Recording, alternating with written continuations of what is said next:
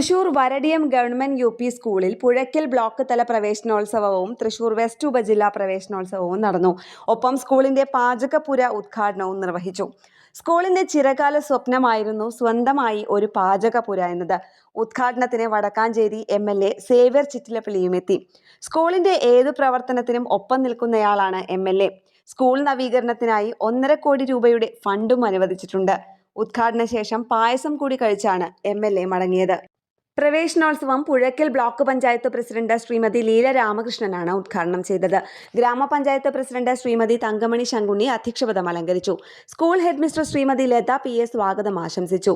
Uniform, പാഠപുസ്തക, പഠനോപകരണ വിതരണ ഉദ്ഘാടനം അവണൂർ ഗ്രാമപഞ്ചായത്ത് വൈസ് പ്രസിഡന്റ് ശ്രീമതി മിനി ഹരിദാസ്, വികസന standing committee chairperson Shri Radhakrishnan NK, Puzhakkal block panchayat member Shrimati Sreelakshmi Saneesh എന്നിവർ നിർവഹിച്ചു.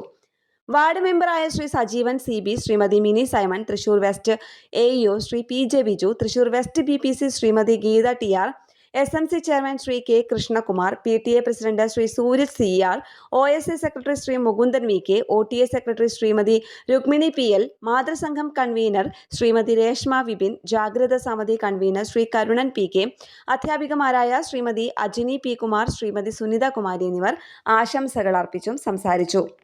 ന്യൂസ് ഡെസ്ക് കേരള പ്രണാമം.